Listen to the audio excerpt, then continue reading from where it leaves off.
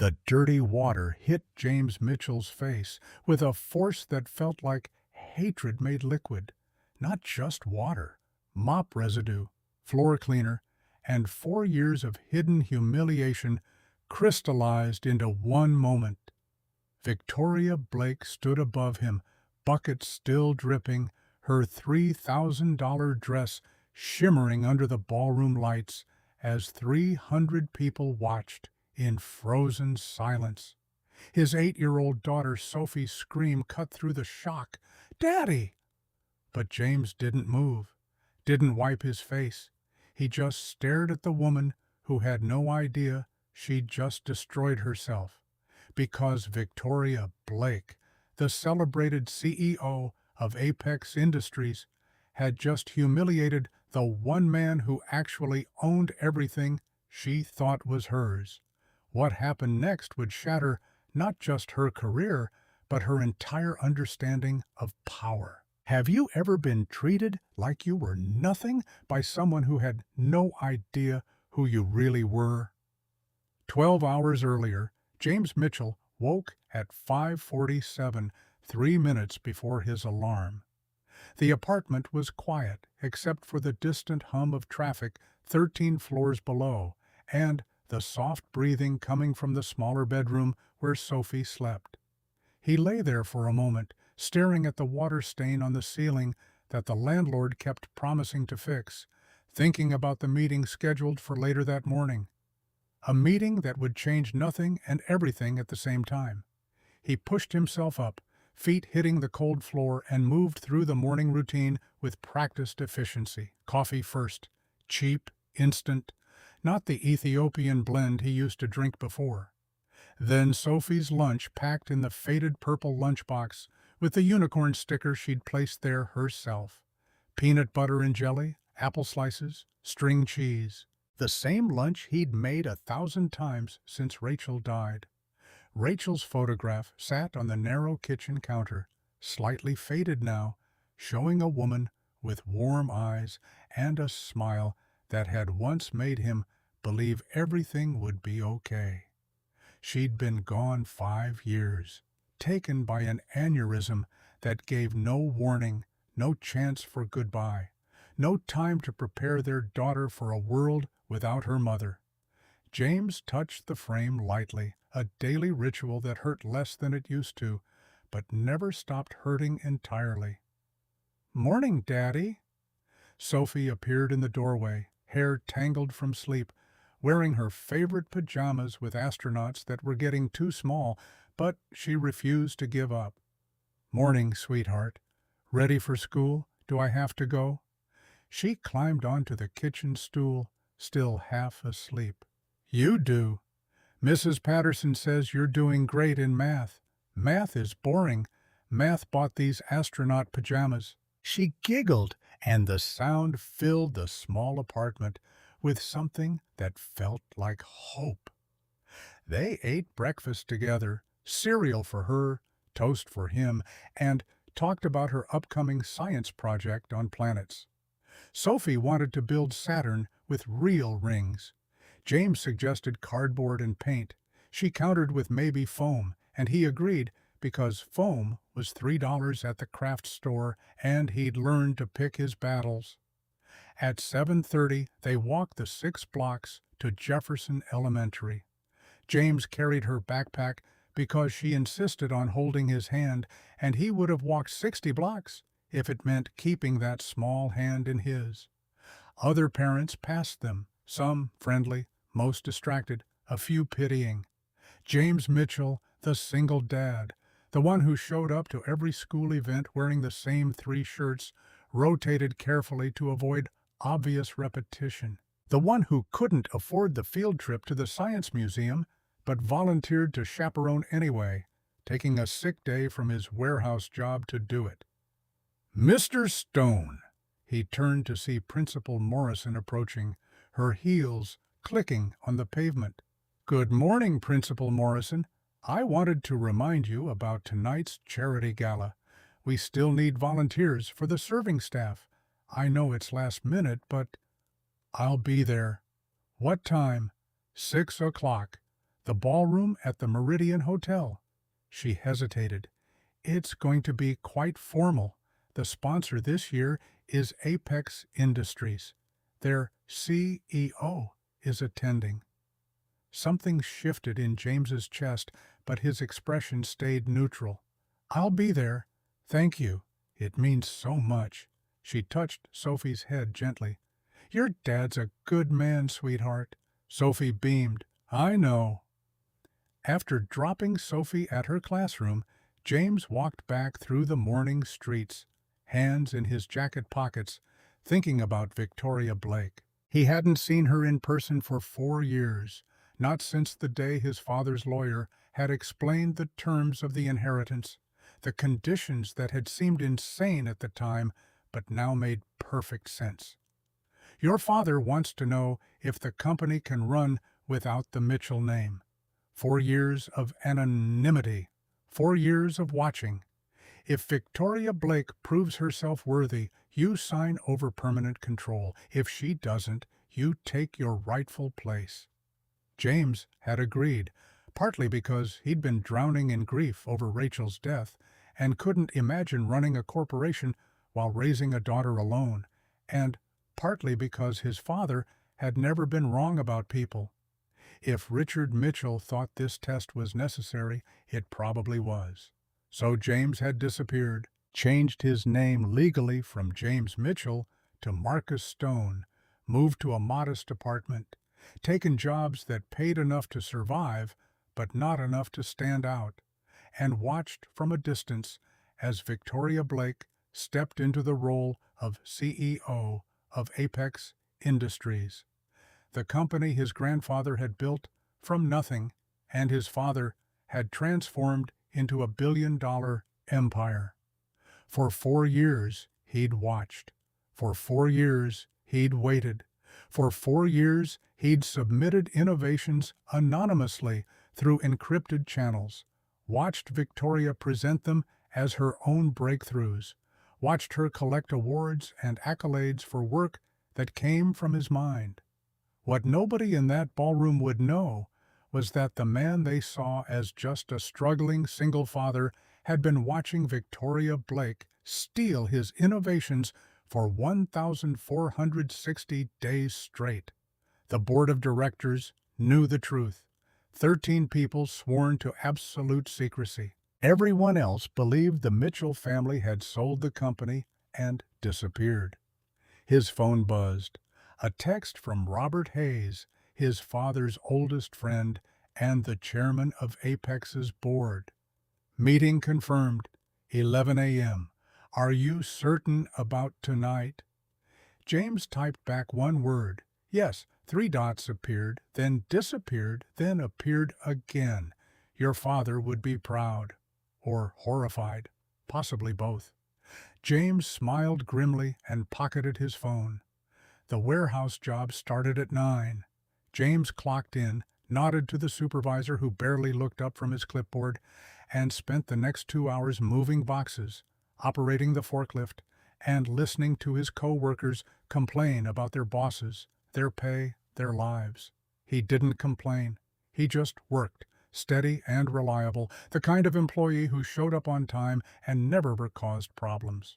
The kind of employee nobody noticed. At 10:45, he told the supervisor he had a doctor's appointment and left through the back entrance where his real car waited. Not the beat-up Honda he drove to work, but the black Mercedes he kept in a private garage 3 blocks away. He changed in the car, pulling on a tailored suit that cost more than 2 months of his warehouse salary, and drove across the city to the law offices of Hartwell and Associates. Robert Hayes was 73, silver-haired, and sharp as a knife. He stood when James entered, but didn't offer his hand. Instead, he studied James for a long moment. You look like your father. I'll take that as a compliment. It wasn't one. Your father was stubborn as hell. Robert gestured to the chair across from his desk. Sit. We need to talk about what happens tonight. James sat. Victoria Blake is attending Sophie's school gala. I'll be there serving drinks. That's all you need to know.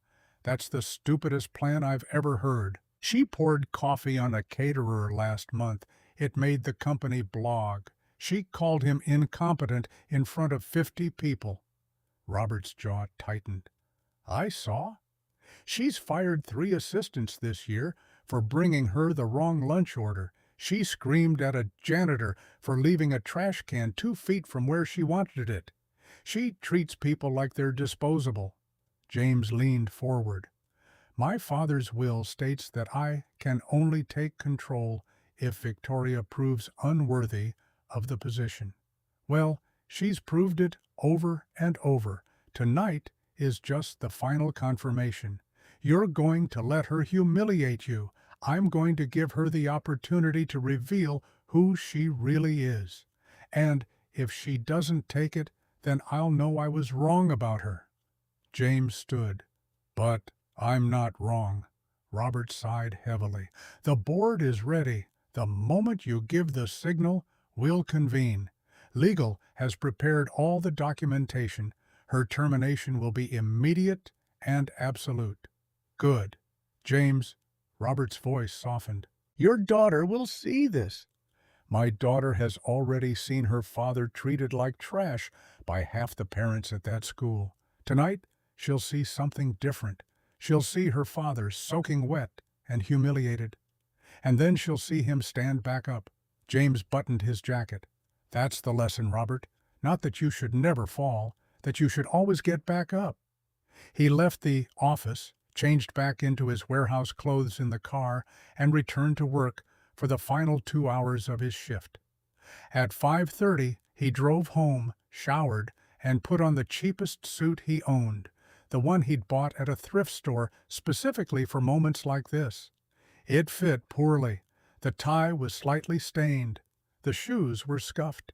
He looked exactly like what Victoria Blake would expect, a struggling single father trying his best to look presentable. Mrs. Davis, Sophie's babysitter, arrived at 6. She was 55, kind, and had never asked questions about James's life beyond what concerned Sophie's care. You look handsome, Mr. Stone. She said it kindly. Thank you, Mrs. Davis. He kissed Sophie's forehead. Be good. Always am. Sophie was already pulling out her coloring books. James paused at the door, turning back. Mrs. Davis, if Sophie asks to come see me tonight at the hotel around 8:30, would you bring her? The woman's eyebrows rose. Sir, that's a bit unusual. I know, but it's important she sees something tonight. Trust me. Mrs. Davis studied his face, then nodded slowly. If she asks. The drive to the Meridian Hotel took 20 minutes. The parking garage attendant directed him to the employee section, far from the gleaming Teslas and BMWs of the actual guests. James walked through the service entrance, checked in with the catering coordinator, and was handed a white serving jacket and a tray. You'll be serving champagne during the cocktail hour. Stay near the west wall. Don't engage with guests unless they ask you something directly. Don't make eye contact unless necessary. Smile, but don't be intrusive. The coordinator didn't look at him while delivering these instructions. Understood. The ballroom was already filling with Jefferson Elementary's wealthiest donors, women in designer dresses, men in custom tuxedos, the kind of people who wrote 5-figure checks without blinking and expected their names on plaques. James recognized several faces, parents who'd ignored him at pickup, who'd rushed past him at PTA meetings, who'd never once asked about Sophie or how she was adjusting to life without her mother. And then he saw Victoria Blake. She stood near the center of the room, surrounded by admirers, wearing a crimson dress that probably cost what James pretended to make in 6 months. Her hair was perfect. Her makeup was flawless. Her smile was practiced and beautiful and completely empty. She laughed at something one of the school board members said, her hand touching his arm lightly. the gesture of someone who knew exactly how to work a room. Michael Torres, her assistant at Apex Industries, stood slightly behind her, holding her clutch purse and phone like a well-trained servant. He whispered something in her ear. She nodded without looking at him. James picked up a tray of champagne glasses and moved along the west wall, invisible in his white jacket, just another server in a room full of important people. He watched Victoria work the crowd, watched her accept praise for Apex Industries' recent innovations, his innovations, watched her tell the story about the new renewable energy patent that would change everything, his design, submitted anonymously 6 months ago. "Excuse me." He turned. An older woman in pearls smiled at him. "Could I have a glass of champagne, please?" "Of course." He offered the tray. She took a glass, nodded her thanks, and moved away, without really seeing him. That was the thing about being a server at events like this. You were furniture, useful furniture, but furniture nonetheless. The cocktail hour stretched on. James refilled his tray 3 times. His feet began to ache in the cheap shoes. He heard fragments of conversations, gossip about affairs, complaints about interior designers, arguments about which private school had the better lacrosse team. Not a single person talked about the children they were supposedly here to support. At 7:15, Principal Morrison took the microphone. "Ladies and gentlemen, if you could please begin making your way to your tables. Dinner will be served shortly." Her voice carried across the ballroom. "I'd like to take a moment to thank our generous sponsor for this evening, Apex Industries, and their remarkable CEO, Victoria Blake." Applause erupted. Victoria stood, smiled graciously, and gave a small wave as if accepting an Oscar. "Victoria has shown us what true leadership looks like. Under her guidance, Apex Industries has become a beacon of innovation and social responsibility. We're so fortunate to have her support." More applause. Victoria mouthed, "Thank you," to the crowd. James set down his empty tray and picked up a new one, this time with water glasses for the dinner service. He moved between tables, filling glasses, clearing empty plates from the appetizer course, staying in the background. Victoria's table was near the front.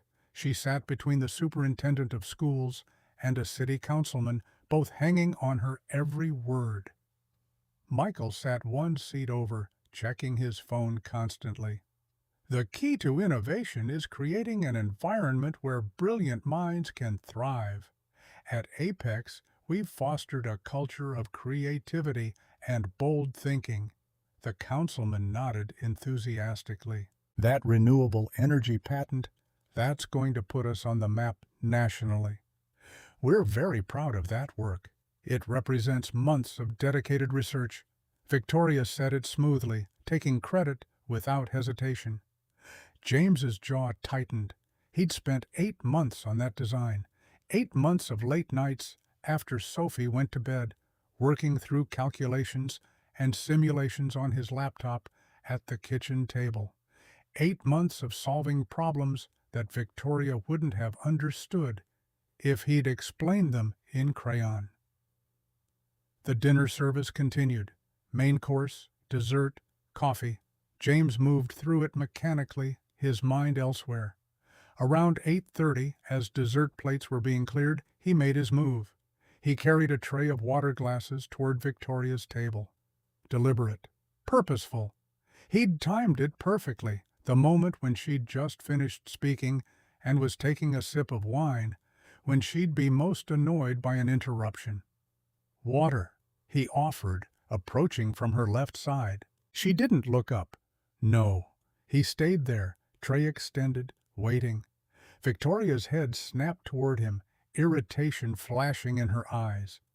"I said no. Are you deaf? My apologies, ma'am." He kept his voice neutral, just making sure everyone has what they need. She looked at him then, really looked, and something like recognition flickered across her face. Not recognition of who he really was, but recognition of a type. The struggling parent, the one who didn't belong here. "You're one of the parents, aren't you?" Her lip curled slightly. "Yes, ma'am. My daughter attends Jefferson Elementary." How quaint. She exchanged glances with Michael, who smirked. "Tell me, do you always work as catering staff at your child's school events, or is this a special occasion?" The nearby tables had gone quiet, sensing the shift in energy. "I volunteer when I can. It's important to support the school." "Support?" Victoria repeated the word like it tasted bad. "Is that what you call it? I call it desperation. Let me guess, you couldn't afford the ticket price, so you put on a jacket and pretended to belong here." James said nothing. She stood up, her chair scraping loudly against the floor.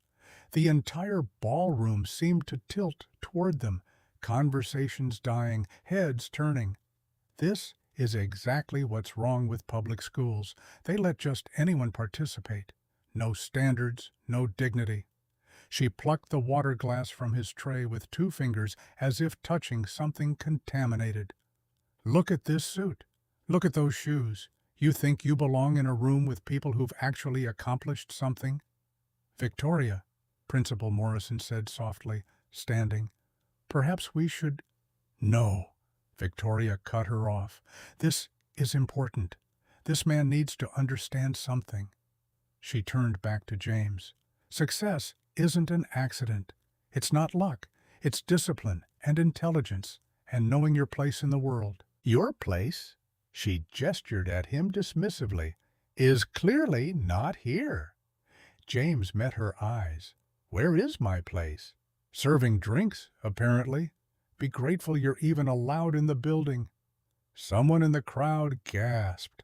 Michael laughed outright. "You know what your problem is?" Victoria continued, warming to her theme. "People like you think you're entitled to respect just for showing up. You think putting on a cheap suit and playing volunteer makes you equal to people who've actually built something. But respect is earned. And you—" She looked him up and down with open disdain. "Haven't earned anything." James's hands tightened on the tray, but his voice stayed calm. "You're right about one thing. Respect is earned. Finally, some self-awareness." Victoria smirked at her table-mates. Maybe there's hope for him after all. That's when James saw the janitor's cart.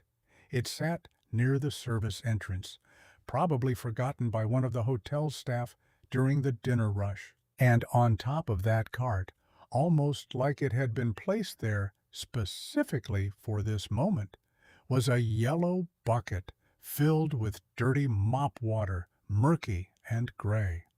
Victoria saw him looking, saw the bucket, and something cruel and gleeful sparked in her eyes. "Michael," she said quietly, "get that bucket." "Victoria, come on," Michael said, but he was grinning. "That's a bit much, even for you. Get the bucket." The ballroom went absolutely silent. 300 people held their collective breath. Michael walked to the cart and picked up the bucket. He carried it to Victoria like an offering. She took it, held it, looked at James with an expression that would haunt him later. Not anger, not even disgust, but something worse. Satisfaction, the pure satisfaction of someone who believed they were delivering a necessary lesson. Have you ever watched someone reveal exactly who they are when they think nobody important is watching? "This is where you belong." She lifted the bucket. Time seemed to slow. James saw Principal Morrison's hand reaching out too late, saw Michael's grin widening, saw the other guests watching with horrified fascination. And then he made a choice. He didn't move, didn't step back, didn't protect himself. He just looked at Victoria Blake and thought one thing: show them who you are. The dirty water hit him with shocking force. Cold, filthy, reeking of chemicals and floor grime. It soaked through his jacket, his shirt, plastered his hair to his head. It ran down his face, dripped from his nose and chin, pooled at his feet. The bucket clattered to the floor. For 3 seconds, nobody moved. Nobody breathed. The ballroom had become a photograph, frozen in its own horror. Then came Sophie's scream. "Daddy!" She was running toward him from the doorway where Mrs. Davis stood frozen, hand over her mouth. The babysitter must have brought her to see him, thinking it would be a treat. Instead, she'd seen her father publicly destroyed. James knelt down, soaking wet, and caught his daughter as she crashed into him, sobbing into his ruined jacket. "It's okay, sweetheart," he whispered, his voice cracking. "It's okay. Daddy's okay." But his hands were shaking as he held her. His entire body was shaking, not from cold, but from rage so absolute it felt like a physical thing pressing against his ribs. He looked up at Victoria over Sophie's head. She was staring at them both, the triumph in her expression beginning to crack around the edges as she registered the child. The tears, the 300 phones now recording every second of this moment. Victoria started. James stood, lifting Sophie with him. He walked past Victoria without another word, his shoes squelching against the polished floor, dirty water dripping behind him like a trail of evidence. The crowd parted. No one spoke. No one stopped him. He carried Sophie out through the main entrance this time, not the service door. Let them see. Let them all see. Mrs. Davis hurried after them, apologizing in a rush of words he barely heard. In the parking garage, James sat Sophie down gently and opened the passenger door of the Honda. "Get in, sweetheart. We're going home." "Daddy, why did that lady—" "Later." He said it harder than he meant to. "I'll explain later. Please, just get in the car." She climbed in, still crying. Mrs. Davis hovered nearby, uncertain. "Thank you for bringing her. I'll pay you for the extra time. Mr. Stone, I'm so sorry. I thought—" "It's fine. Please just go home." She left. James climbed into the driver's seat, hands gripping the steering wheel hard enough to make his knuckles white. His phone buzzed. "Robert Hayes." "I saw. Everyone saw. The board is convening now." "Say the word." James looked at Sophie. Her face was blotchy with tears, her small hands twisted together in her lap. "Daddy, are you going to be okay?"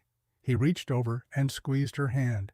"Yes, I promise you, everything is going to be okay." Then he picked up his phone and typed one word back to Robert. "Now." The 17-minute drive home felt like crossing a continent. James kept one hand on the wheel, the other holding Sophie's, feeling her small fingers grip his with a desperation that made his chest ache. She'd stopped crying, but her breathing still hitched every few seconds, those aftermath shudders that break a parent's heart worse than the actual tears. "Sophie, why did that lady do that to you?" Her voice came out small, confused. "Because she looked at me and saw someone she thought was less than her, someone who didn't deserve respect. But she was wrong, sweetheart, and soon she'll know exactly how wrong she was. Are you going to be okay?" James squeezed her hand tighter. "Yes, baby, I promise you, everything is going to be okay." His phone vibrated constantly in his pocket. 43 messages, 27 missed calls in 17 minutes. But he ignored them all. Nothing mattered more than the child beside him, traumatized because her father had chosen principle over protection. The calculation had seemed sound in Robert's office. Now, watching Sophie's tear-stained face in the passing streetlights, James wondered if he'd just sacrificed his daughter's innocence for revenge dressed up as justice. When they pulled up to the apartment building, James noticed the news van parked across the street. A reporter and cameraman stood on the sidewalk, waiting. They spotted his car immediately and started moving toward him. James got out, locked the door, and walked toward the building entrance without acknowledging them. "Mr. Mitchell, just a few questions." "No comment." "Is it true you're worth over $3 billion?" James kept walking. "Why did you choose to live in poverty when you could have—" He spun around so fast the reporter actually stumbled backward. "I didn't live in poverty. I lived like millions of Americans live every day, working hard, paying bills, raising a child alone. The fact that you think that's poverty says more about your perspective than mine." He turned back and entered the building, hearing the cameraman ask if they got that on film as the door closed behind him. The elevator ride to the 13th floor felt longer than usual. James's reflection stared back at him from the polished metal doors, hair still damp from the chemical water, shirt collar stained gray. He looked exhausted, older than 35. But there was something else there too, something that hadn't been there this morning: certainty, purpose. Mrs. Davis had left a note taped to the apartment door apologizing profusely for bringing Sophie to the hotel. James crumpled it without reading past the first line and unlocked the door. Sophie went straight to the couch, pulled her favorite blanket around herself like armor, and stared at nothing. "I am going to change. You want hot chocolate?" She nodded without looking at him. In the bathroom, James finally saw himself in the mirror. His hair was plastered to his skull. His shirt clung to him, stained gray and brown. He could smell the mop water, chemical and foul. He looked exactly like what Victoria Blake thought he was: someone small, someone defeated, someone who didn't matter. He stripped off the ruined suit and stood under the shower until the water ran clear and hot, washing away the physical evidence but not the memory.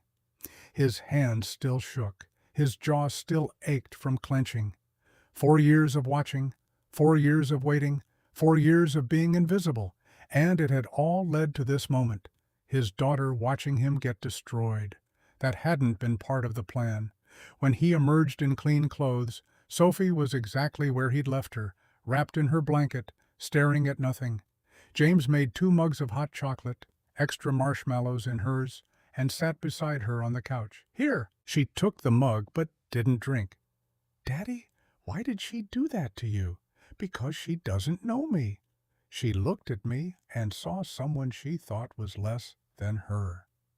"But that's not true." "No, it's not." "Then why didn't you tell her?" James set down his mug and pulled Sophie close. "Sometimes, sweetheart, the most important thing isn't proving people wrong. It's letting them show who they really are." "I don't understand." "You will soon. I promise you'll understand everything soon. But right now, I need you to trust me. Can you do that?"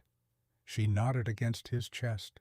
They sat together until her breathing evened out and her grip loosened. James carried her to bed, tucked her in, and stood in her doorway for a long moment, watching her sleep. Rachel's photograph sat on Sophie's nightstand, and James found himself looking at his late wife's face.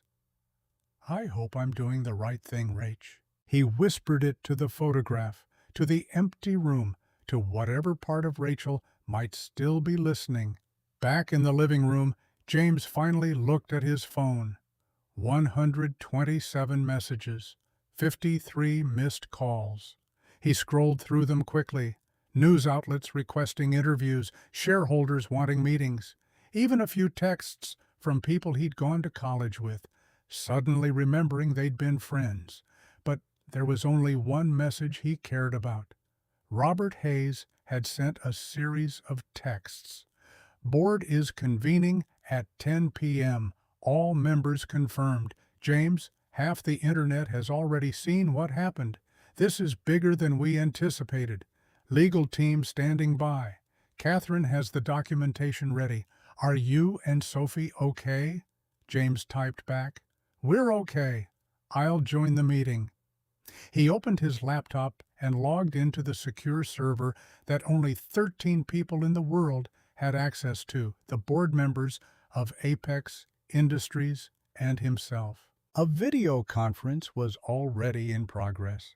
Robert Hayes' face filled the main screen with the other board members in smaller windows arranged around him.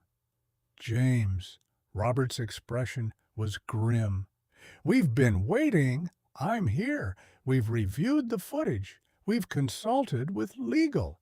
The unanimous decision is to proceed with immediate termination of Victoria Blake's employment, effective tonight."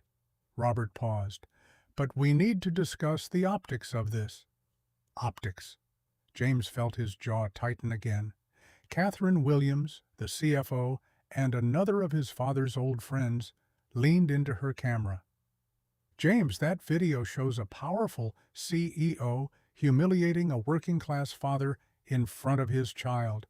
When we terminate her and reveal that you're actually the owner of Apex Industries, it's going to look like revenge, like you manufactured the situation." "I didn't manufacture anything. I gave her the opportunity to be who she is. She took it. We know that." Robert Chen, a board member with no relation to anyone named Chen that James knew, spoke up. "But the court of public opinion won't see it that way. They'll see a billionaire playing games with people's lives. Then, what do you suggest? We let her keep running the company, pretend this didn't happen?" "No," Robert Hayes said firmly. "We terminate her. We reveal your identity. But we do it right. We do it in a way that shows this isn't about revenge. It's about character." "How?" "We call an emergency shareholder meeting for tomorrow morning.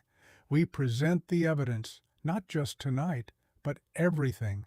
The innovations she stole credit for, the employees she's mistreated, the culture of cruelty she's fostered. We show that tonight was the final straw, not the only straw." James was quiet for a moment, thinking it through. "And Victoria?" "She's being notified right now," Robert said. "Security is at her home as we speak. She's being informed that she's been placed on immediate administrative leave pending a board investigation. She'll be asked to surrender her company credentials and property tonight. She'll fight this. Let her." Catherine's voice was hard. "She has no legal ground to stand on. Your father's will is ironclad. The succession clause is clear. If at any point during the 4-year observation period the heir determines that the acting CEO is unfit, control reverts immediately to the heir. You've determined that. It's done." James rubbed his eyes. "What time is the shareholder meeting?" 7 a.m. We're holding it at headquarters. The major shareholders have already been contacted. This will be public by lunch." "Good." "James," Robert said softly, "your father designed this test because he wanted to know if Apex could be led by someone with heart and vision, not just ambition. Victoria failed that test, but now you have to prove you can pass it."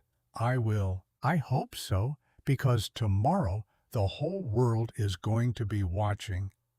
The call ended. James closed the laptop and sat in the dark living room, listening to the city sounds filter through the windows. Somewhere out there, Victoria Blake was getting the shock of her life. Somewhere out there, Michael Torres was probably panicking. Somewhere out there, the wheels were already turning. His phone buzzed again, a number he didn't recognize.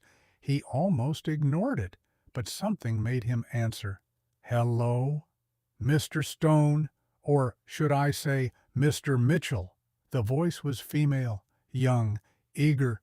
"Who is this?" "Jennifer Walsh, Metro Times. I'm covering the incident at the Jefferson Elementary Gala tonight. I was hoping you'd give me a statement." "How did you get this number?" "Sources." She said it like it was obvious. "Mr. Mitchell, is it true that you're the actual owner of Apex Industries? that Victoria Blake has been operating under your authority this entire time?" James's hand tightened on the phone. "No comment. But you are James Mitchell, son of Richard Mitchell, grandson of Harold Mitchell, the founder of Apex Industries." I said no comment. The public has a right to know. He hung up. The phone immediately rang again. Different number. He declined it. Another call came through. He turned the phone off entirely. This was happening faster than he'd anticipated. The video had gone viral. Somebody had connected the dots. Marcus Stone to James Mitchell, to Apex Industries owner. By morning, every media outlet in the city would be camped outside his apartment building. James stood and walked to the window. 13 floors below, the street looked normal. Cars passing, late-night pedestrians, no camera crews yet. But they'd come. He thought about Sophie sleeping in the next room, thought about the questions she'd ask tomorrow, thought about how her life was about to change in ways she couldn't possibly understand. His phone, still off, sat on the coffee table like an unexploded bomb. James picked it up and turned it back on. Immediately, 20 new messages downloaded. He ignored them all except one. "Robert Hayes, media knows, we're accelerating timeline. Meeting moved to 7 a.m. Get some sleep if you can. Sleep. Right." James walked back to Sophie's room and checked on her one more time. She'd kicked off her blanket. He pulled it back up, tucking it gently around her shoulders. In the dim glow of her nightlight, she looked so small, so vulnerable, so completely unprepared for what was coming. "I'm sorry, sweetheart, but this is important. You'll understand why. I promise." He kissed her forehead and walked back out, leaving the door cracked open the way she liked it. In the kitchen, James made coffee, even though it was past midnight. He sat at the small table where he'd spent countless nights working on designs that Victoria would later claim as her own. And he opened his laptop again. The Apex Industries internal server had a folder he hadn't accessed in months. He clicked it open. Inside were dozens of files, meticulously organized, dated, documented. Every innovation he'd submitted anonymously, every email where Victoria had presented his work as hers, every performance review where she'd taken credit, every patent filing where his ideas became her achievements. 4 years of evidence, 4 years of theft, 4 years of watching someone else wear his crown. James had thought it would make him angry looking at these files. Instead, he felt calm, cold, clear. Tomorrow, everything would change. Tomorrow, Victoria Blake would lose everything she'd spent 4 years building on stolen ground. Tomorrow, the world would know the truth.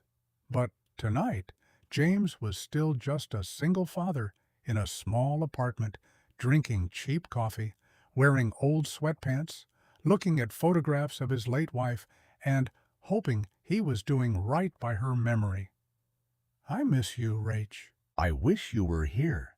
You'd know exactly what to say to Sophie tomorrow." The photograph didn't answer. It never did. But somehow, sitting there in the quiet kitchen with the city breathing outside his window, James felt like Rachel was with him anyway. Like she'd been with him through all of this. Like she'd be with him tomorrow when everything exploded. He finished his coffee and went to bed, but sleep wouldn't come. He lay in the dark, staring at the ceiling, mentally rehearsing what he'd say at the shareholder meeting. The words needed to be right. Not vengeful, not bitter, just honest. At 3 a.m., he gave up on sleep and went back to the living room. Turned on the television. The local news was running the story. "Shocking incident at a charity gala tonight has sparked outrage on social media. Victoria Blake, CEO of Apex Industries, was caught on video dumping dirty mop water on a parent volunteer. James turned it off. He didn't need to watch. He'd lived it. His phone buzzed, another unknown number. Against his better judgment, he answered. James Mitchell? This voice was male, older, authoritative. Who's asking? David Patterson. I'm the investigative reporter who broke the Henderson corruption case last year. I've been looking into Apex Industries for 6 months. The ownership structure, the mysterious innovations, the way Victoria Blake seemed to produce breakthrough after breakthrough with no clear research trail. And tonight, I watched a video that made everything click into place. James said nothing. You've been submitting the innovations anonymously, haven't you? Through encrypted channels, watching her take credit, building a case. I don't know what you're talking about. Yes, you do. And here's the thing. I admire it. Your father's will required you to observe for 4 years. Test the acting CEO. See if she was worthy. She wasn't. And tonight, you got your proof on camera. That's brilliant strategy, Mr. Patterson. I'm not trying to hurt you. I'm trying to help you. When this story breaks tomorrow, and it will break with or without your cooperation, you're going to need someone who understands the full picture. Someone who can frame this as a story about corporate ethics, not personal revenge. James was quiet for a long moment. What do you want? An exclusive. After the shareholder meeting, before anyone else, you tell me your side, unfiltered, and I'll make sure the world understands what really happened here. Why should I trust you? Because right now, you're about to become the most talked about person in business news. Every outlet is going to want a piece of you. Most of them will get it wrong. They'll make you the villain or the hero, and neither one will be accurate. I'll make you a human being, which is what you are. James closed his eyes. If I agree to this, you need to understand something. My daughter is 8 years old. She's been through enough. If your story brings cameras to her school or harassment to her life, we're done. Are we clear? Crystal, I have kids too. I know the line. Call me after the shareholder meeting. We'll talk. James hung up before Patterson could respond. The sky outside was starting to lighten, that pre-dawn gray that promised morning, whether you were ready for it or not. James made more coffee, showered again, put on one of his better suits, still not expensive, but clean and pressed. At 5:30, he heard Sophie stirring. She appeared in the living room, wearing her astronaut pajamas, hair tangled, eyes puffy. You're awake? Couldn't sleep. Me neither. She climbed onto the couch next to him. Are we going to school today? Not today, sweetheart. Why not? Because today is going to be different. Today, some things are going to change, big things. What kind of things? The kind where people find out the truth about who we are. Sophie looked up at him. Who are we? We're the same people we've always been. We're just going to stop pretending to be less than that. She was quiet for a moment. Is this because of the mean lady? Yes. Good. Her voice was fierce again. She should know she was mean to someone important. James smiled, despite everything. When did you get so wise? I'm 8. That's pretty old. It is. Very old. They sat together as the morning light strengthened. James made breakfast, pancakes, Sophie's favorite, and they ate in comfortable silence. At 6:15 his phone rang. Robert Hayes, I'm on my way to headquarters. Are you ready? As ready as I'll ever be. The press is already gathering outside. Security is setting up barricades. This is going to be a circus, James. I know. And Victoria? What about her? She's refusing to believe this is happening. Her lawyers are threatening legal action. She's demanding to speak to the board. Let her demand. She's also claiming that you orchestrated the entire incident last night, that you provoked her deliberately. James laughed without humor. I stood there and offered water. She chose to humiliate me. That's not provocation. That's revelation. Legal agrees. We're on solid ground, but be prepared for her to fight dirty. She's been fighting dirty for 4 years. I'm prepared. After the call ended, James looked at Sophie. I have to go to a meeting, a very important meeting. Mrs. Davis is going to come stay with you. Can't I come with you? Not to this one, sweetheart, but I promise when I come home, everything will be different. Better, okay. She nodded reluctantly. Mrs. Davis arrived at 6:30, her face full of concern and unasked questions.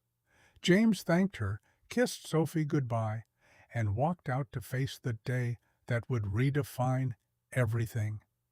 The black Mercedes was waiting in the private garage where he kept it. James climbed in, adjusted the rearview mirror, and caught his own eyes in the reflection. He looked tired, older, but there was something else there too, determination that felt like bedrock. The drive to Apex Industries headquarters took 40 minutes through morning traffic. As he approached the gleaming glass tower that his grandfather had built and his father had expanded, James saw the crowd. News vans, cameras, reporters with microphones, security guards forming a human barrier at the entrance. He drove past them to the underground executive parking garage. His key card, the one he'd kept active all these years under a shell company name, opened the gate. He descended into the quiet concrete beneath the building, parked in the spot marked CEO, and sat for a moment in the silence. This was it. The moment 4 years had built toward, the moment his father had designed, the moment Victoria Blake had earned. James got out of the car, straightened his tie, and walked to the private elevator that went directly to the top floor, the elevator that only the CEO used. He pressed his thumb to the biometric scanner. The system hesitated for just a moment, checking, verifying, confirming. Then the doors opened. James stepped inside, pressed the button for the executive floor, and felt the elevator begin to rise, carrying him up from the underground into the light. When the doors opened again, he was standing in the executive reception area. The walls were decorated with portraits of the company's leadership over the decades, his grandfather, his father, and there in the place of honor, a portrait of Victoria Blake. Not for much longer. Mr. Mitchell. He turned. Robert Hayes stood there, flanked by the other board members. 12 people who'd kept his secret for 4 years. 12 people who'd watched Victoria Blake from the inside while James watched from the outside. 12 people who'd waited for this moment as long as he had. The shareholders are gathered in the main conference room. Are you ready? James looked at the portrait of Victoria Blake one more time, remembered her face as she lifted that bucket, remembered Sophie's scream, remembered 4 years of stolen credit and casual cruelty. Yes, I'm ready. They walked together down the hallway toward the conference room. James could hear voices inside. Dozens of people, the major shareholders who owned pieces of Apex Industries and deserved to know the truth.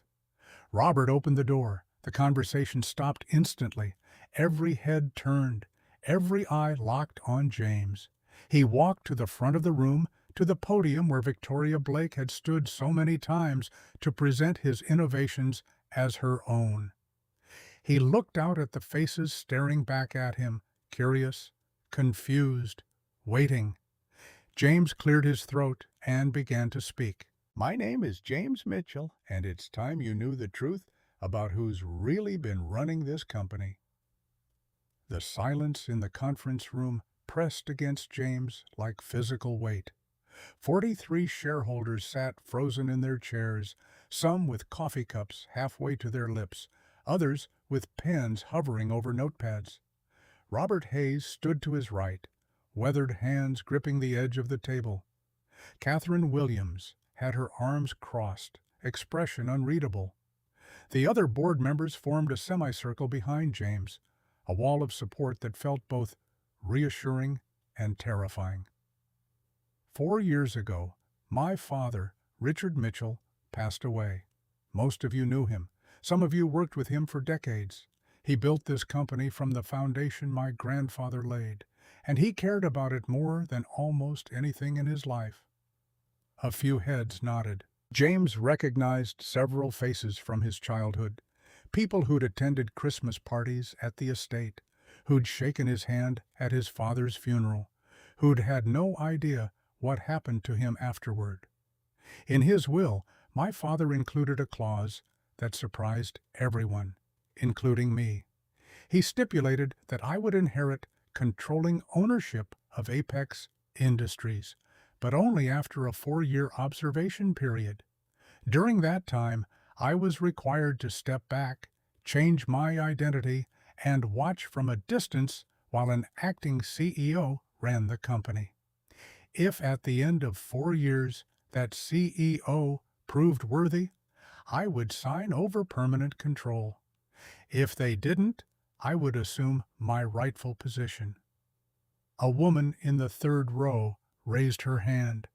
Margaret Thornton, who owned 7% of the company through her family trust. Why would your father design such an unusual arrangement? James met her eyes. Because my father believed that true leadership reveals itself not in how people treat their equals, but in how they treat those they perceive as beneath them.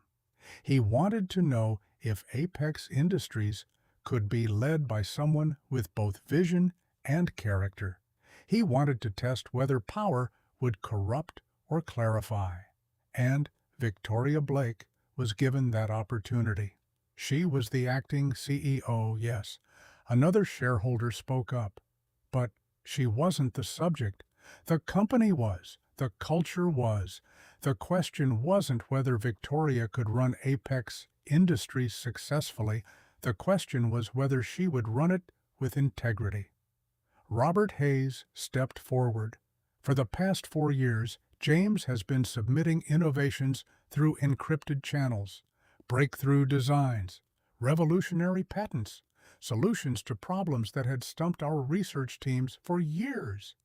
Every single one of those submissions came from him, and every single one was presented to the public as Victoria Blake's achievement. A murmur rippled through the room. James watched the realization dawn on their faces, watched them recalculate everything they thought they knew about Apex Industries' recent success. Catherine Williams picked up a thick folder. We've compiled documentation, 4 years of anonymously submitted designs matched with public patent filings. The renewable energy system that won the National Innovation Award last year. James Mitchell's work, the water purification breakthrough that's currently being implemented in 12 countries. James Mitchell's work, the automation protocol that increased our manufacturing efficiency by 40%. James Mitchell's work. She dropped the folder on the table with a heavy thud. Victoria Blake has been taking credit for innovations she didn't create, presenting them at conferences, accepting awards, building her reputation on stolen intellectual property. And she did it because she believed the real creator was nobody important, just another anonymous employee she'd never have to face. But you weren't just another employee, Margaret Thornton said, looking at James with new understanding.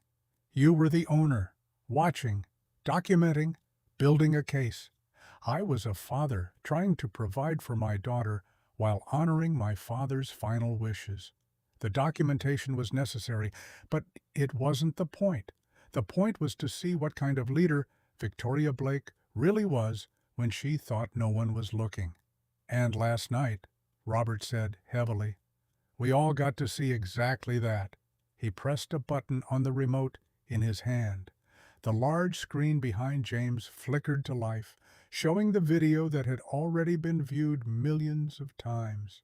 The ballroom, the gala, James in his cheap suit offering water. Victoria's cruel smile, her voice rising sharp and cutting as she explained to everyone within earshot that James didn't belong, that he was nothing, that respect had to be earned. And then the bucket, the dirty water, the splash that echoed through the ballroom like a gunshot. Sophie's scream cutting through the shocked silence. The video ended. No one in the conference room spoke. James turned to face them, his voice steady, despite the emotion pressing against his throat. Last night, my 8-year-old daughter watched a woman pour dirty mop water on her father's head. She watched 300 people stand there and do nothing. She watched me walk out of that ballroom, soaking wet, humiliated, destroyed, in front of her eyes. He paused, letting the words settle.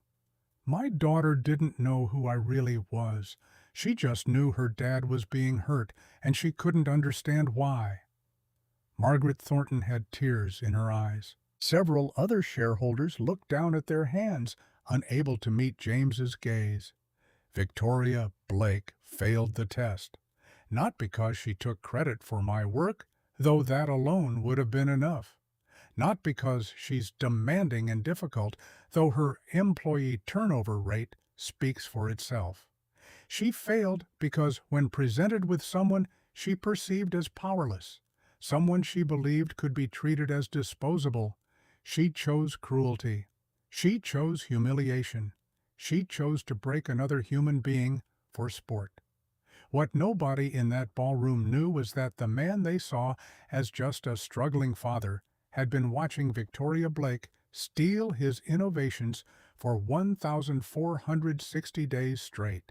And now everyone would finally see the truth.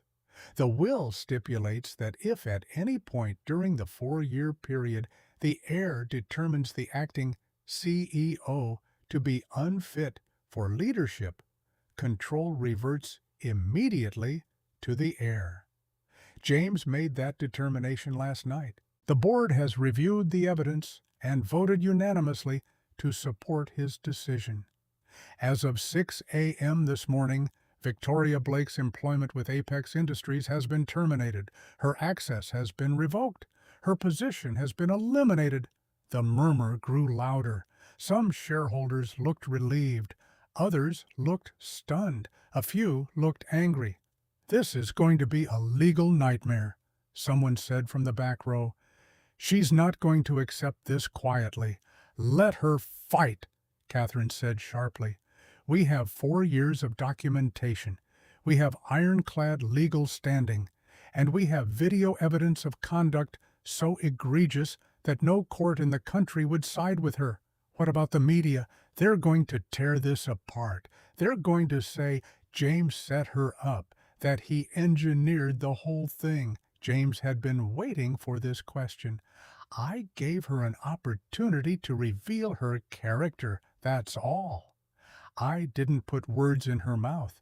I didn't force her to pick up that bucket. I stood there, offered water politely, and let her choose how to respond. She chose poorly. That's not entrapment. That's truth. The incident has already gone viral, Robert added. Public opinion is overwhelmingly against Victoria. People are calling for her to be criminally charged with assault. They're demanding investigations into her management practices.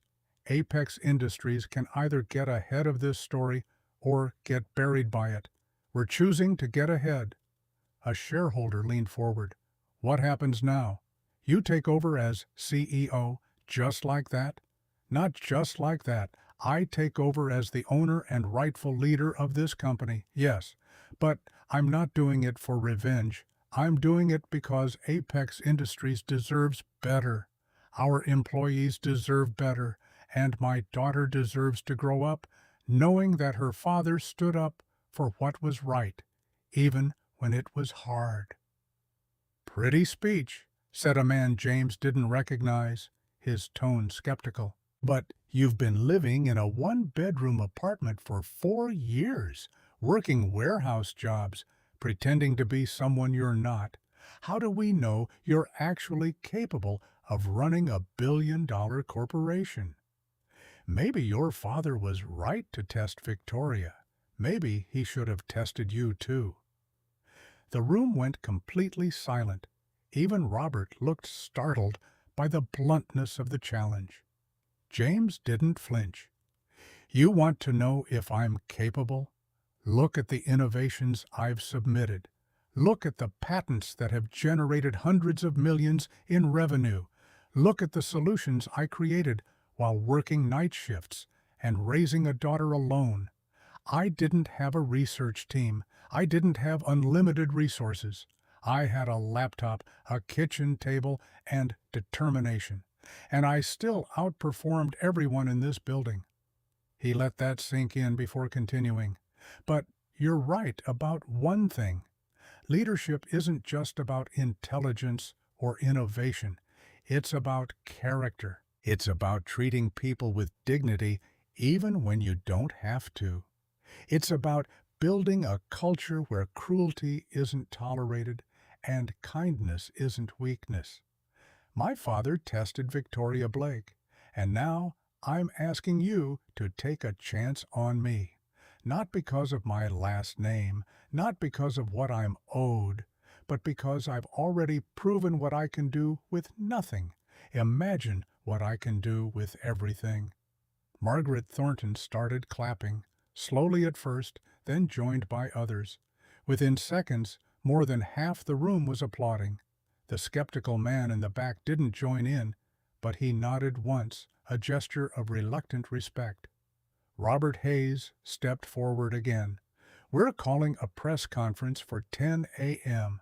James will make a public statement, answer questions, and formally assume leadership of Apex Industries. In the meantime, HR is conducting a full review of Victoria Blake's management practices. Anyone who worked directly with her will be interviewed. Anyone who witnessed misconduct will be protected. We're going to clean house.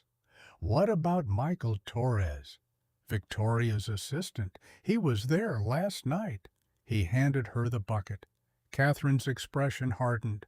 "Michael Torres's employment was terminated at 6:30 this morning.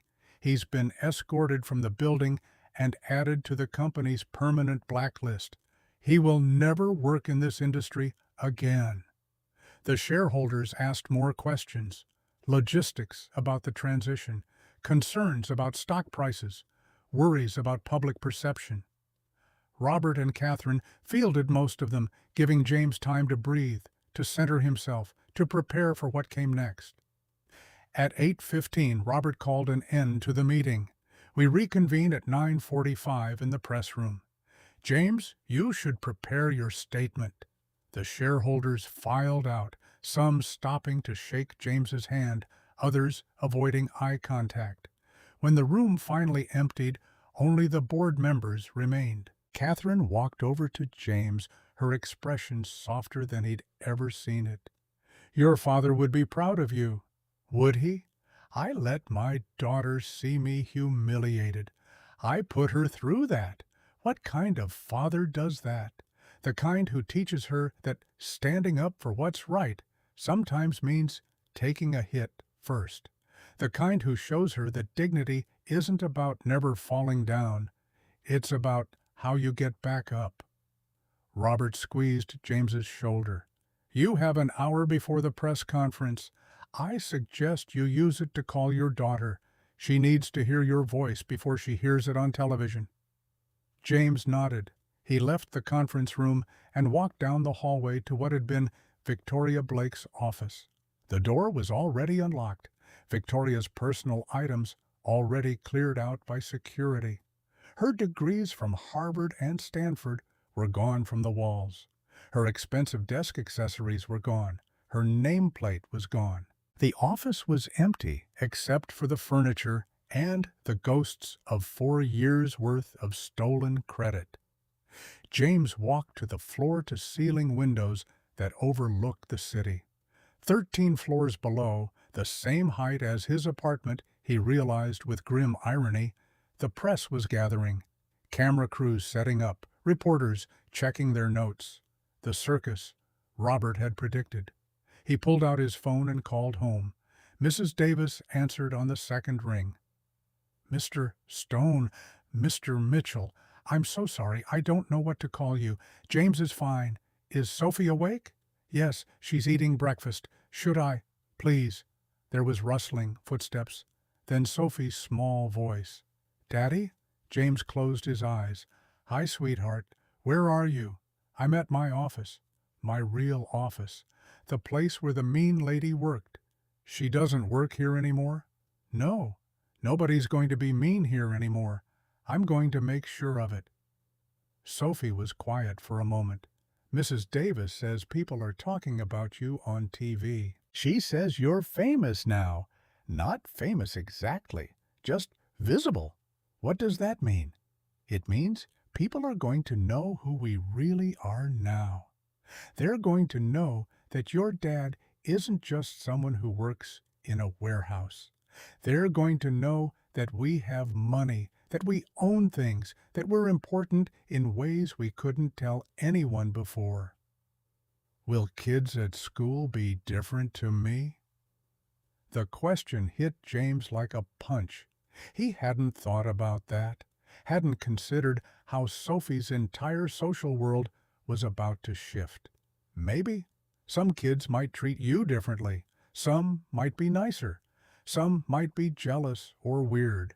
But the kids who really matter, the ones who were your friends before, they'll still be your friends.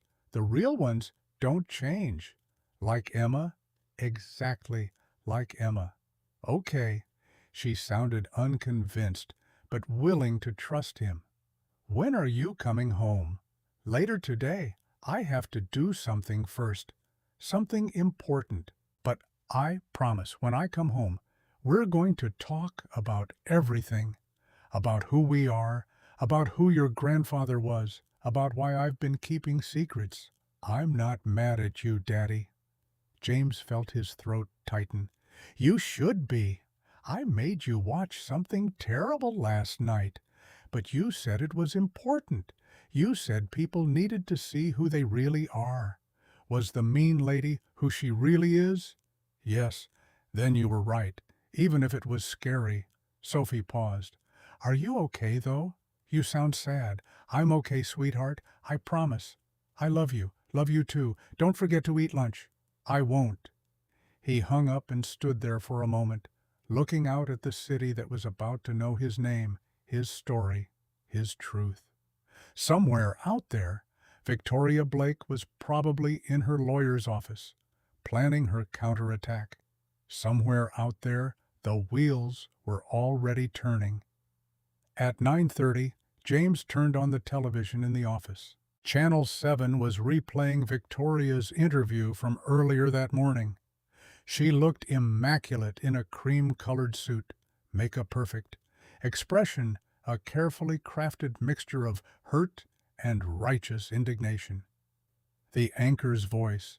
"Ms. Blake, the video shows you pouring dirty water on James Mitchell's head. How do you explain that behavior?" Victoria's voice trembled slightly. "I was provoked. James Mitchell has been harassing me for months, showing up at company events, making veiled threats. Last night he approached me aggressively, and I reacted in self-defense." The anchor. "But witnesses say he simply offered you water." Victoria interrupted smoothly. "Witnesses who work for him? Of course they're going to take his side. James Mitchell orchestrated this entire situation to destroy my career and steal credit for work I've done. He's been living a lie for 4 years, pretending to be poor, gathering information, waiting for the perfect moment to strike. This is calculated revenge, nothing more." James felt his jaw drop. Self-defense. She was claiming self-defense. Are you denying that the innovations credited to you were actually his work? Victoria leaned forward. Absolutely. Those innovations came from my team under my leadership. James Mitchell may be the owner, but he's been completely uninvolved in the company's operations. He's trying to rewrite history now that he's decided he wants control. The anchor looked skeptical. The board of directors has released documentation showing that anonymous submissions match the patents you filed. Victoria's eyes glistened with unshed tears. The board is protecting their interests. They don't want a lawsuit. They don't want the truth to come out, that they allowed a disturbed man to manipulate this entire situation. She paused, letting a single tear roll down her cheek. I'm a woman in a male-dominated industry. I've worked my entire life to get where I am. And now, a powerful man with unlimited resources is using one unfortunate incident to destroy everything I've built. This is about gender. This is about power. This is about silencing successful women. James turned off the television. His hands were shaking again, not from fear, but from fury, so controlled it felt like ice. His phone rang. Catherine Williams, are you watching this? Every word. She's trying to flip the narrative. Make herself the victim. Make you the villain. We need to respond immediately. No. James's voice was hard. No press statements. No responses. No playing her game. Catherine was silent for a moment. Then, what do you suggest? We let her talk. We let her make claims. And then we release the documentation, all of it. Not in a press release, not in an interview. We post it online. Public access. Let the world see the evidence for themselves. Let everyone draw their own conclusions. That's actually brilliant. She can spin stories all she wants, but she can't spin hard data. Exactly. Prepare everything. Every anonymous submission I made. Every email where she took credit. Every employee complaint. Every piece of evidence we have. Put it on the company website under a page called Truth and Transparency. Let people see it all. It'll take a few hours to compile and verify everything. Then we work fast. This needs to be perfect. No mistakes, no gaps she can exploit. I'll call the team. We'll have it ready by noon. James hung up and looked at the clock. 9:45, time for the press conference. He walked down the hallway toward the media room, feeling the weight of 4 years lifting with each step. The hard part was over. Now came the reckoning. Now came justice. Now came the moment when truth stopped hiding in encrypted files and stepped into the light for everyone to see. And Victoria Blake, for all her lawyers and tears and carefully crafted victim narrative, was about to learn that you can't spin your way out of facts. 6 months felt like a lifetime and a heartbeat all at once. James stood on the back porch of the house he'd bought in a quiet neighborhood outside the city, watching Sophie and her new friend Emily launch model rockets across the lawn. The birthday party had wound down to just a few stragglers, parents chatting over coffee, kids racing through the yard with the manic energy that comes from too much cake and freedom. Catherine Williams appeared beside him, wine glass in hand. You look troubled.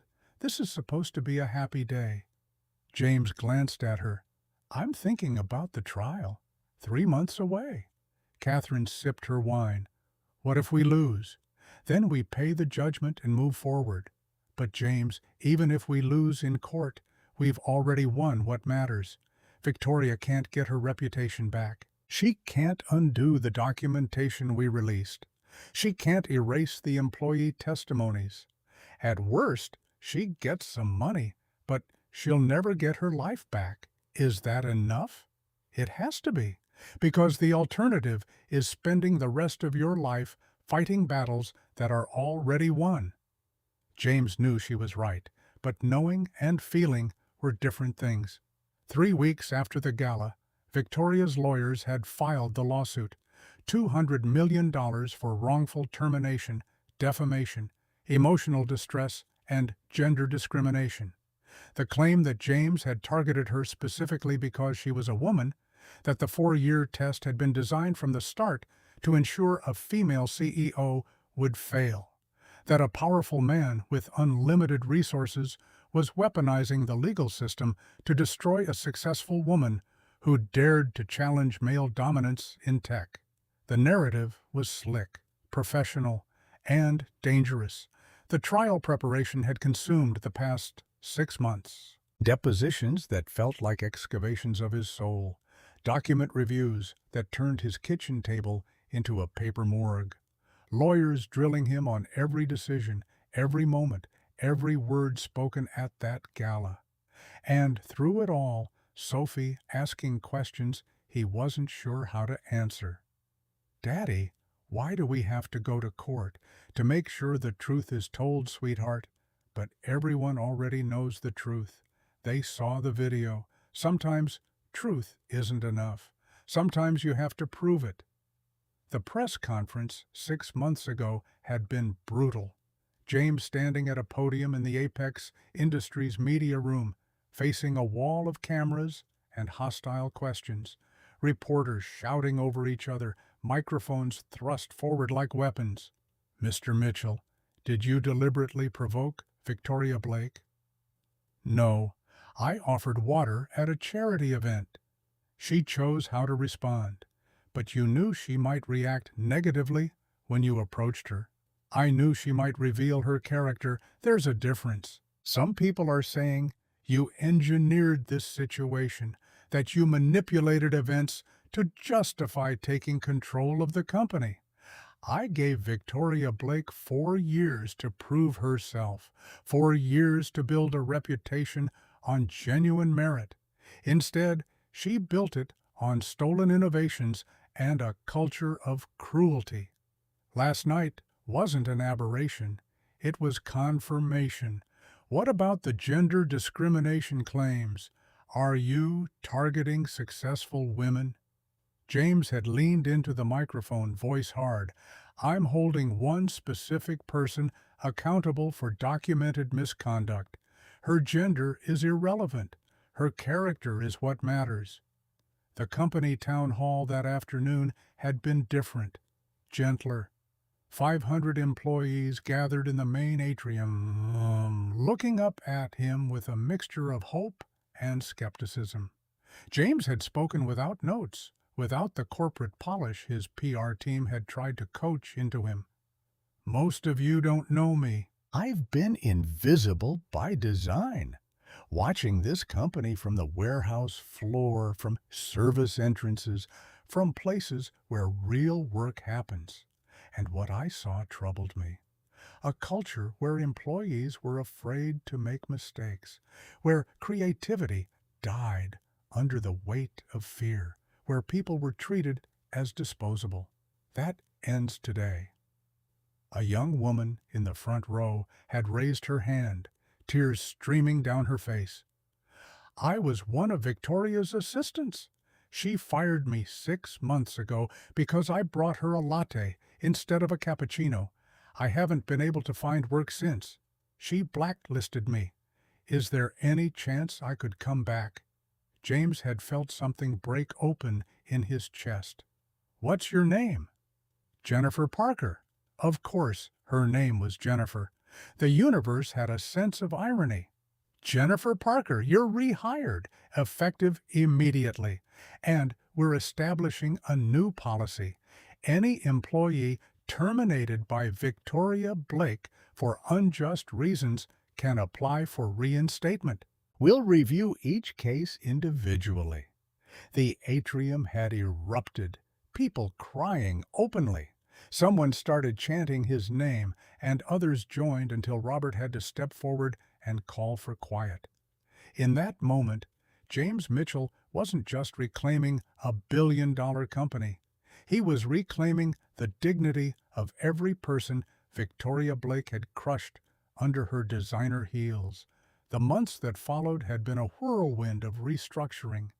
New workplace policies, mandatory respect training, an anonymous reporting system for misconduct.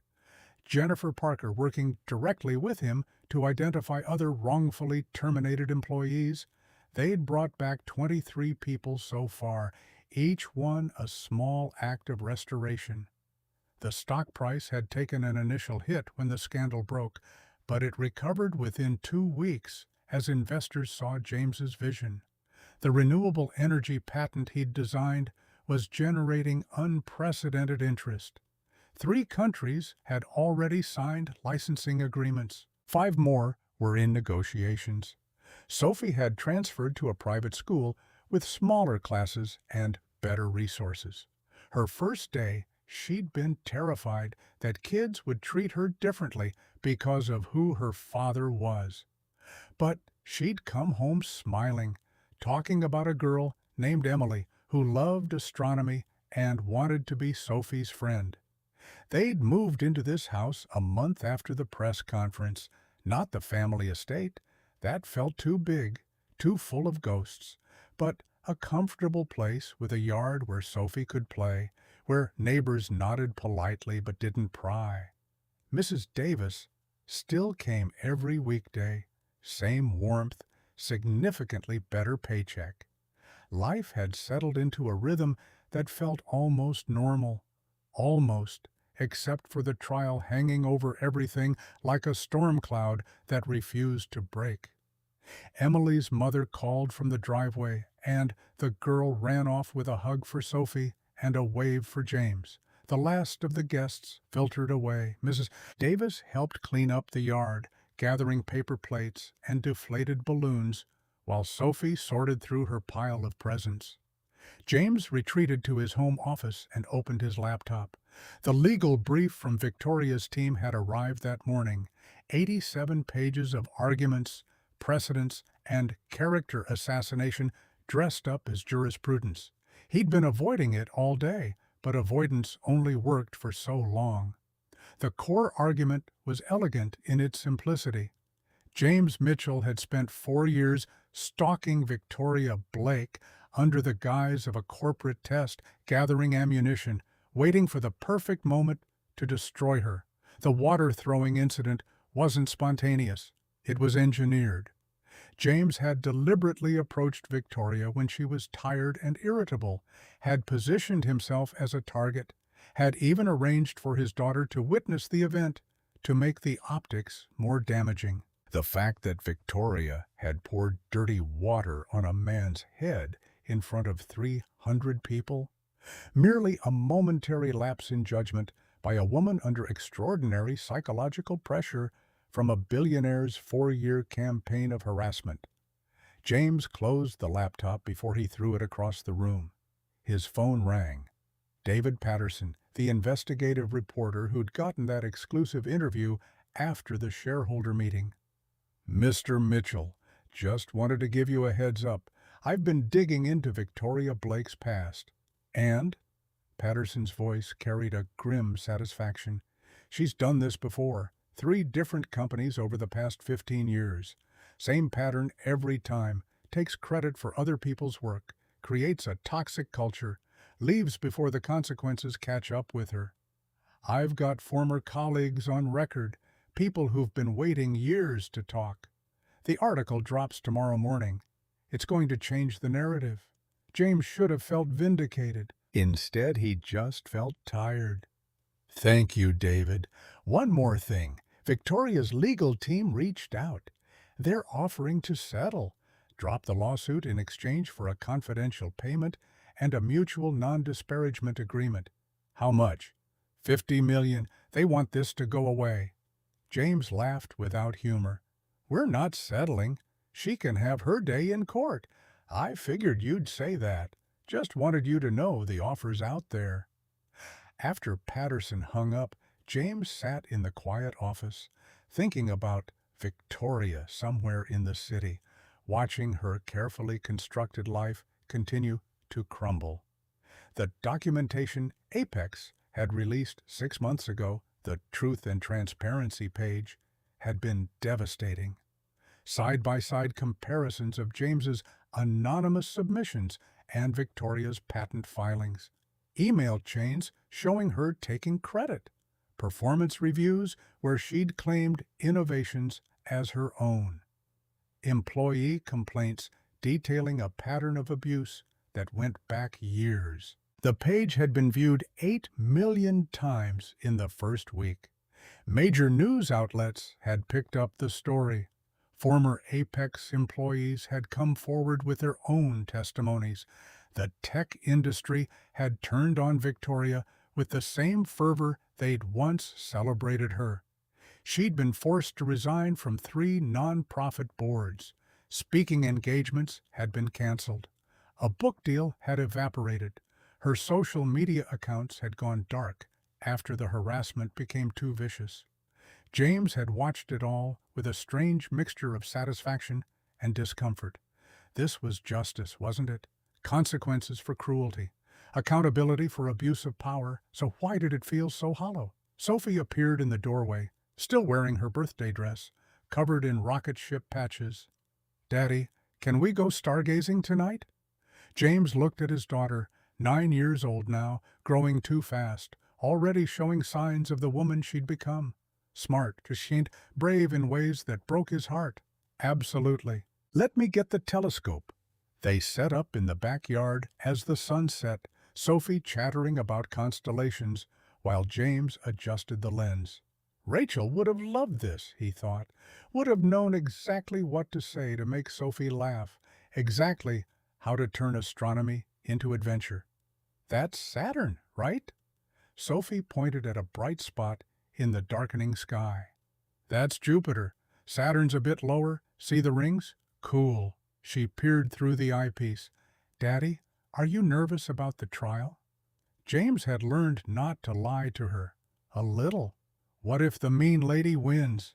Then we'll deal with it. But Sophie, winning and losing, aren't always about what happens in court.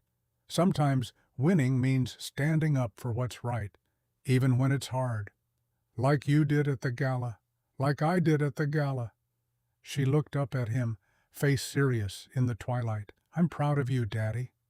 James knelt down to her level. "I'm proud of you too, sweetheart. You've been so brave through all of this. It was scary sometimes, but you told me the truth. That helped." They watched the stars emerge one by one until Sophie started yawning. James carried her inside, tucked her into bed, and stood in her doorway the way he had 1,000 times before, grateful beyond words that this small person existed, that she was his, that she'd forgiven him for making her witness something no child should see. The trial began on a Monday morning in October, 6 months to the day after the gala. James arrived at the courthouse with Robert and Catherine, walking through a gauntlet of cameras and shouted questions. Victoria was already inside with her legal team, a squadron of expensive lawyers in expensive suits who looked like they'd never lost a case in their lives. The jury selection took 2 days. James watched as both sides carefully chose 12 people who would decide the outcome. 6 men, 6 women, various ages and backgrounds. People who would be asked to watch a video of a woman pouring dirty water on a man's head and determine whether that woman deserved $200 million in compensation for losing her job because of it.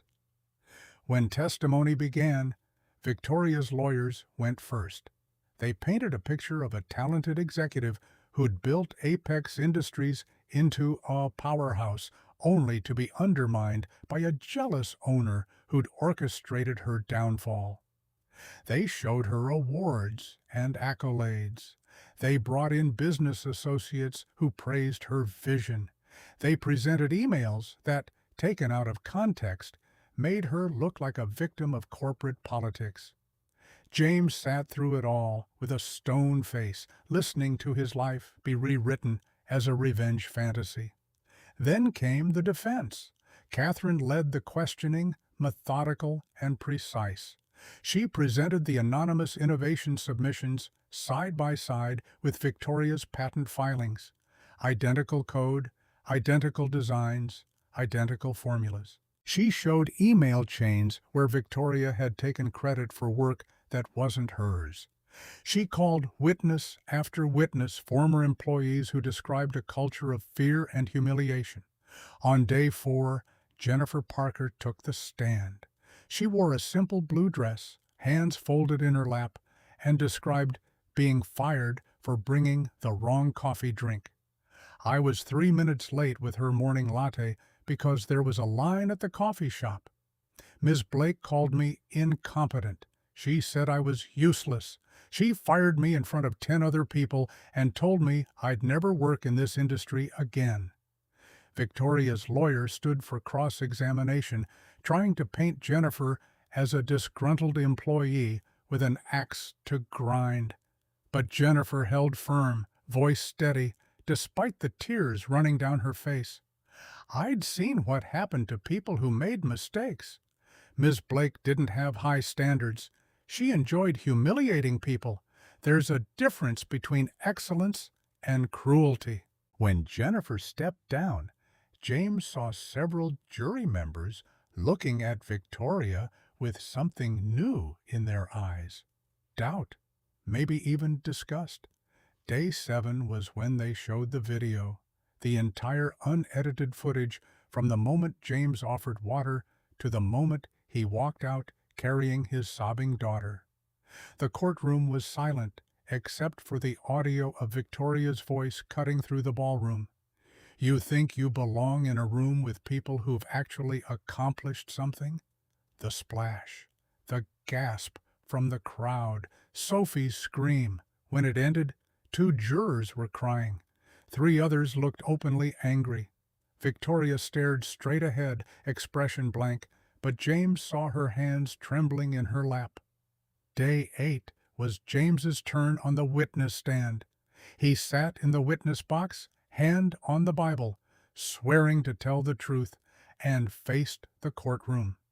He could see Sophie in the gallery with Mrs. Davis, giving him a small wave of encouragement. The direct examination was straightforward. James explained his father's will, the 4-year test, the reasons for accepting it. "I'd just lost my wife. I was drowning in grief. I couldn't run a billion-dollar empire while raising a daughter alone.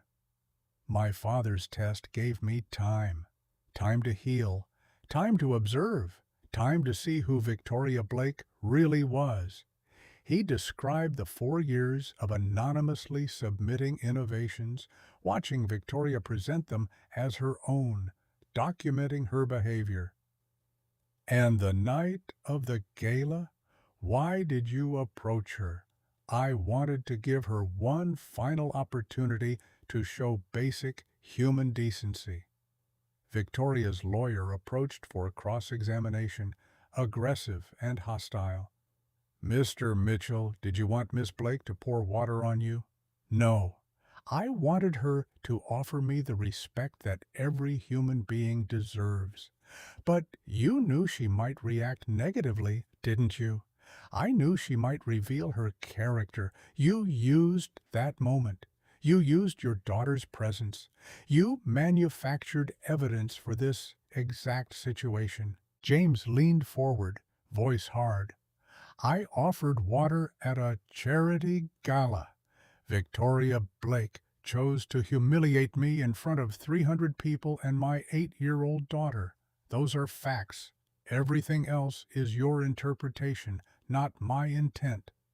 The lawyer tried different angles, accusing James of living a lie, of deceiving everyone, of manipulating the situation. But James didn't waver. "I didn't lie. I exercised privacy.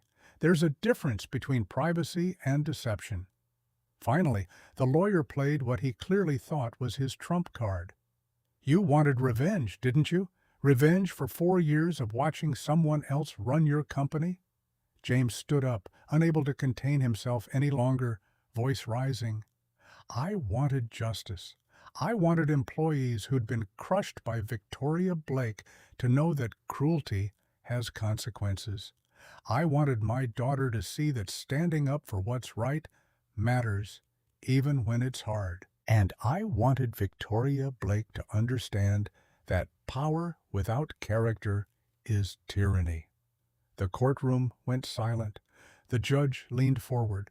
Mr. Mitchell, please remain seated. James sat, realizing he'd lost his composure. But when he looked at the jury, several members were nodding.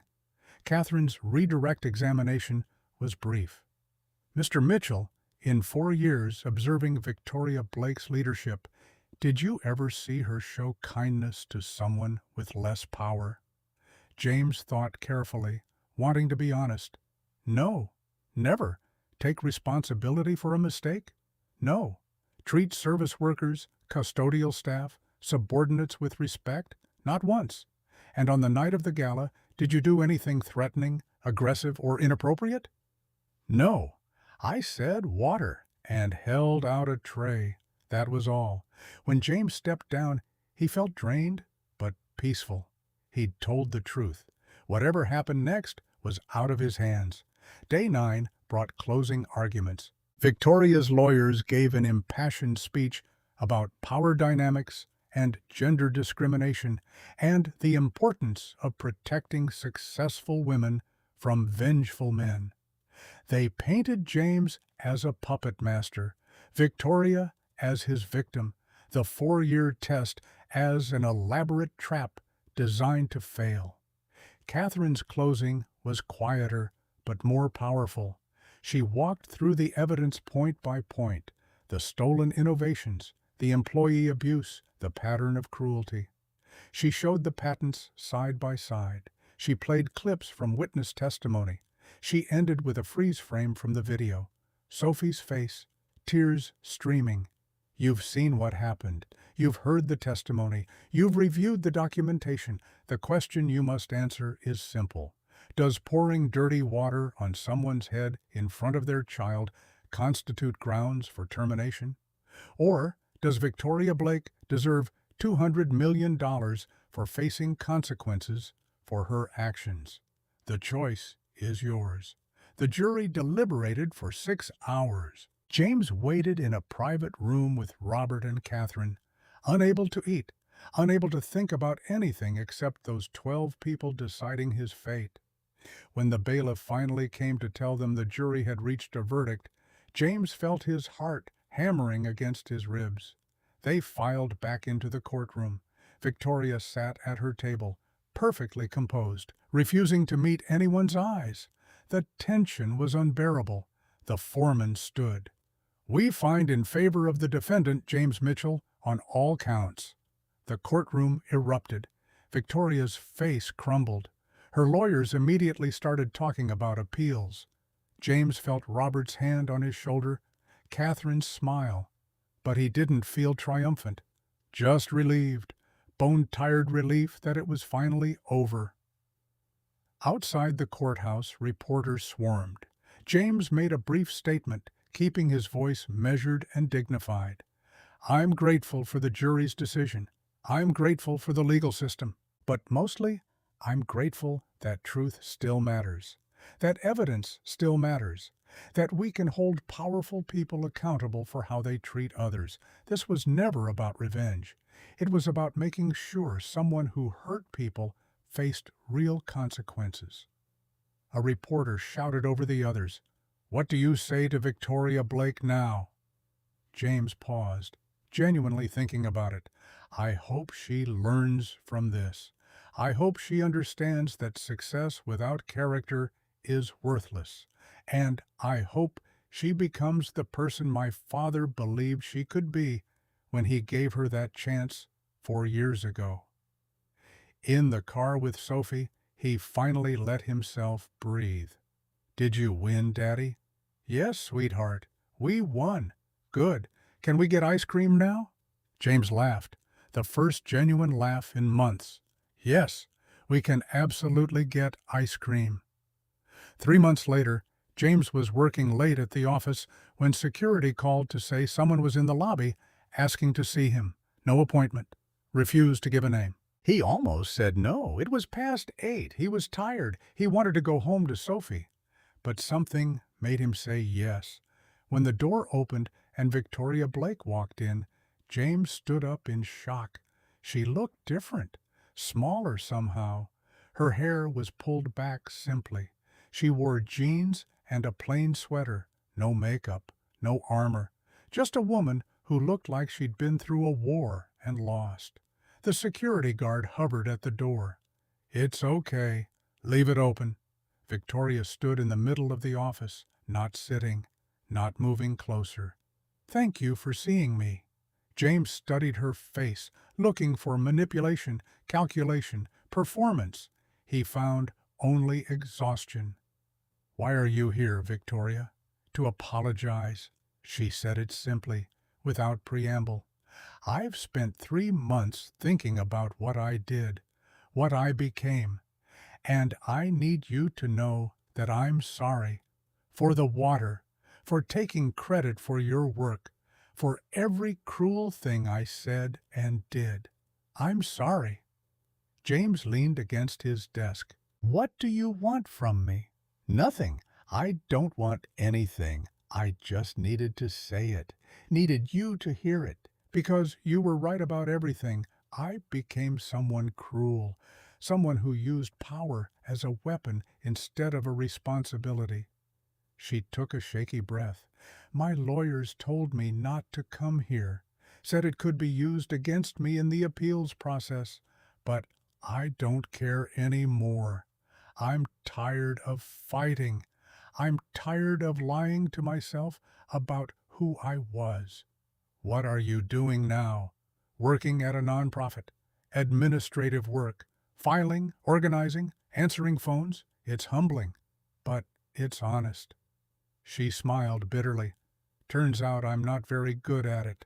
I keep expecting people to jump when I ask for something, and instead they just look at me like I'm being unreasonable, which I usually am." James didn't know what to say. He'd imagined this moment 100 times. Imagined telling Victoria exactly what he thought of her. Imagined watching her suffer the way he'd suffered. But now that she was actually here, actually sorry, he felt only a hollow sadness for the waste of it all. "Why did you do it, Victoria? Why become that person?" She was silent for a long moment. "Because I was afraid. Afraid that if I wasn't perfect, wasn't fierce, wasn't always winning, someone would realize I didn't deserve to be there. So I made myself bigger by making everyone else smaller, and it worked until it didn't." Tears, real ones this time, ran down her face. "I destroyed people to avoid being destroyed myself. And in the end, I destroyed myself anyway." She turned toward the door, then stopped. "Your daughter, Sophie, is she okay?" James was surprised by the question. Yes, she's okay." "Good. I'm glad. She deserved better than what I showed her that night." Victoria left without waiting for a response. James stood alone in the office for a long time, thinking about redemption and consequences and whether people could really change. At home, Sophie was still awake, reading in bed with a flashlight. "You're supposed to be asleep. I wanted to wait for you. Did something happen? You look different. Victoria Blake came to see me tonight." Sophie's eyes widened. "The mean lady? She's not the mean lady anymore. I think maybe she's just a person who did mean things and is trying to figure out how to be better. Are you still mad at her?" James sat on the edge of her bed. "No, I don't think I am." "Good. Being mad is exhausting." He laughed and kissed her forehead. After tucking her in, he went to his own room and called Robert. "I want to establish a foundation for employees who've been wrongfully terminated, legal support, financial assistance, job placement. I want to make sure what happened to Jennifer Parker never happens to anyone else if we can help it." Robert was quiet for a moment. "Your father would have liked that. He always said the true measure of success was how many people you lifted up, not how high you climbed yourself." "Then let's get started. First thing tomorrow." James hung up and stood at the window, looking at the city lights. He thought about the dirty water that had washed away everything fake, everything comfortable, everything easy. What remained was truth, stark and clear and undeniable. The next morning, James made pancakes for Sophie. She came to the kitchen in her school uniform, backpack already packed. "What are you doing today, Daddy?" "Going to work? But different work now. Work that helps people. Like you helped Jennifer get her job back." "Exactly like that." Sophie studied him seriously. "That's what heroes do, Daddy. They help people." James knelt down to her level. "Heroes aren't people who never fall down, baby girl. Heroes are people who stand back up, and then help others stand up too." They drove to school together, Sophie chattering about a science project on black holes. James walked her to the door, kissed her goodbye, and watched her run off to join Emily and the other kids. Normal, happy, safe. At Apex Industries, James stood in front of the employee town hall and announced the foundation. $5 million in initial funding. A team dedicated to helping workers who'd been unjustly terminated anywhere, not just at Apex. Legal resources, job placement assistance, counseling services. The applause was thunderous. Jennifer Parker stood in the front row, crying again, but this time from joy. Afterward, Catherine pulled James aside.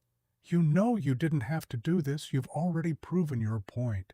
It was never about proving a point. It was about making things right.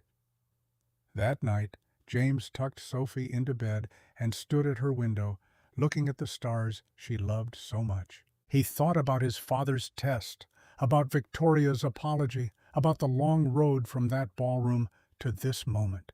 The dirty water had washed away everything fake. What remained was the truth that standing up for what's right isn't always easy or pretty, but it's always worth it. That sometimes you have to break before you can build something better, and sometimes the greatest victory isn't revenge. It's redemption, not just for yourself, but for everyone watching who needed to see that kindness and character still matter. It makes you wonder how often we judge people by what they wear instead of how they treat others. How many people abuse power simply because they think nobody's watching? What would our world look like if we all held each other accountable, not with cruelty, but with truth? Have you ever been judged by someone who didn't know your story? Witnessed someone abuse their power? Or seen someone find redemption after terrible mistakes? Share your story in the comments. Your story matters. And maybe your truth will inspire someone else to stand back up.